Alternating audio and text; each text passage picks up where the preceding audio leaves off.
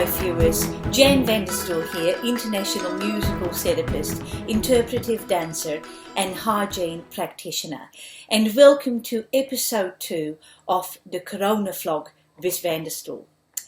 So firstly, thank you so much for all of you who watched our first episode last week.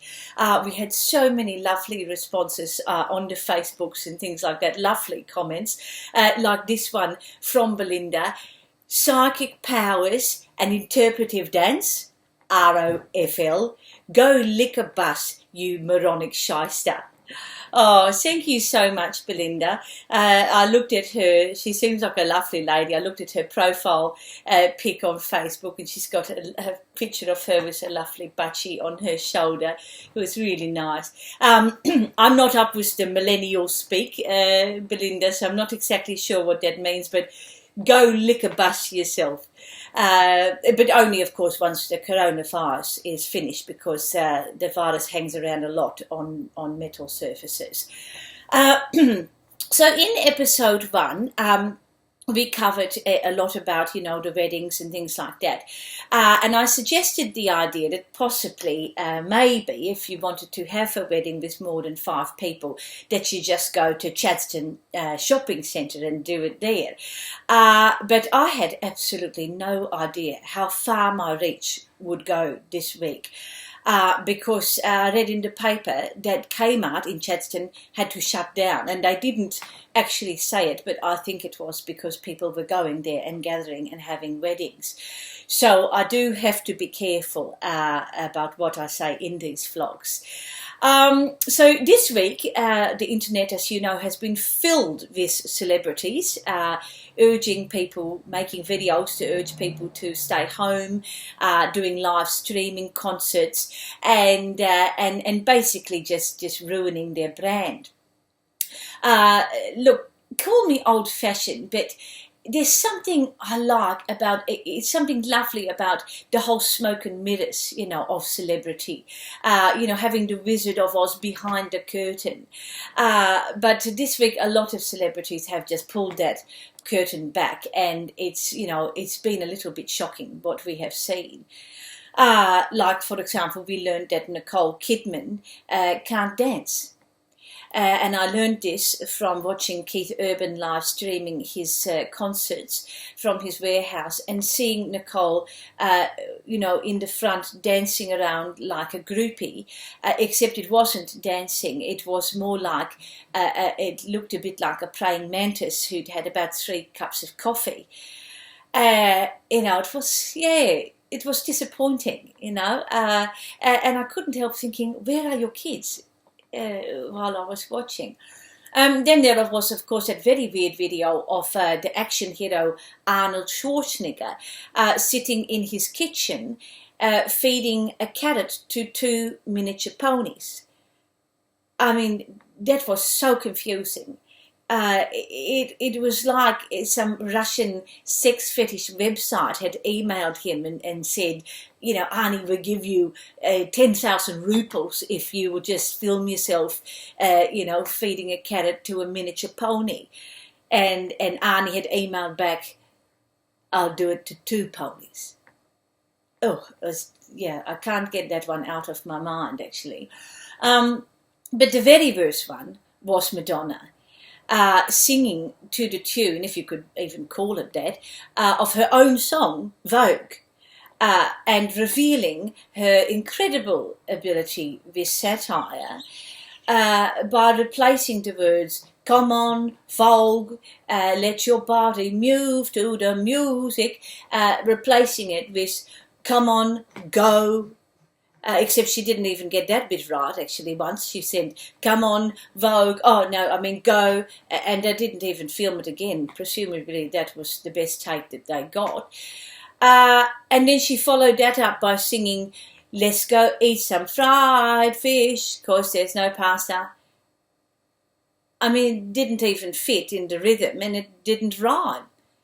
And also, finally watching that, it was really obvious also that finally that big debate of whether Madonna can sing or not was finally, for once and all put to bed. She can't.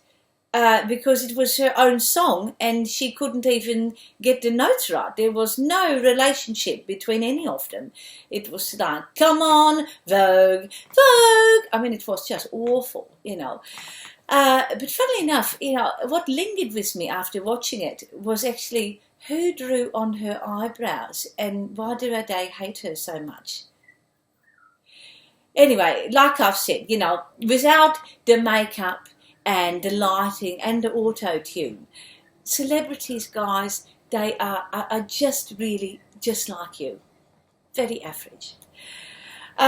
So now, another thing that I wanted to talk about today is, you know, we are all very much affected by this coronavirus, everyone in different ways, and some, of course, really doing it tough out there.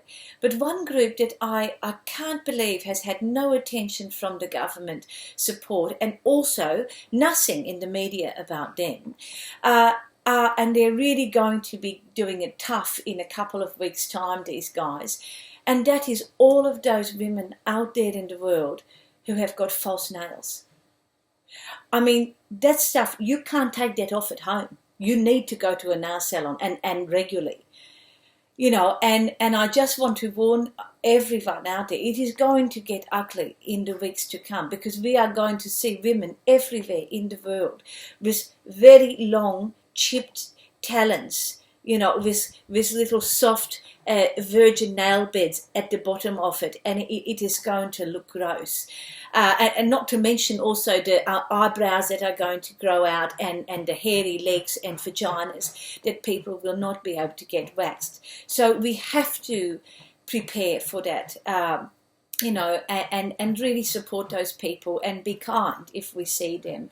Although probably, luckily, we won't see a lot of them because, you know, having all those things will probably be a very good incentive for them to stay home. And finally, I just want to touch on panic buying, which is still happening, guys. You know, I mean, my God, God help you if you would want to use this time to knock down an asbestos wall or you know, sand back a little lovely sideboard because you can't get a mask anywhere. And so one of my followers, they sent me a little thing, a suggestion, and I thought it was great, so I want to share it with you here. It is making your own mask out of an old bra. And all you need is an old bra, I've got one here, a pair of scissors, and for the young people at home, this is called a needle, and this is called thread, okay? It's something you probably wouldn't have seen in your lifetime, but that's to fix things. So all you do is you just have to cut off the bits of the bra. I'll show you how. You just cut around that cup there. It's not easy because they've got thick bits. And then you keep the straps, right? You've got to keep the straps of the bra here. And you just cut through it. And then you've got to sew it back up here and get it to put around your head. Anyway, I will show you. It's very simple. You just cut off both, just use the one cup and cut off both of your little tags and sew them back up, you know, in the middle. I'll just show you if I cut here. It's a bit hard. This one's it's a maternity bra. These ones are from when I had my son Henk a couple of years ago when I was 57. So yeah, they're a bit chunky, but you keep the strap and you sew that on there, as you can see, and you take the other strap off this one and sew it on the other side. Anyway, here's one I prepared earlier so that you can see how it works. So when you finish, you've got something like that, and you just put that over your ear like that on one side, and then over the other one on the other side. And obviously, yeah, this one.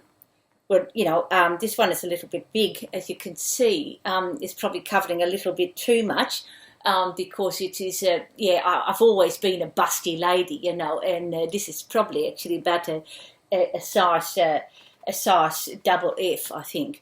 But you can, you know, you can use any old one, and probably better to try and get a size C or maybe even a B cup, and you can do that. You know, if you haven't got one, you can probably buy a cheap one, I think, from Kmart or something, except for at Chadstone because that one's closed. So that's it for this week, guys. you know, if you want to send me something, if you want to send me something to read out, or to do on here on my vlog, please get in touch on the socials.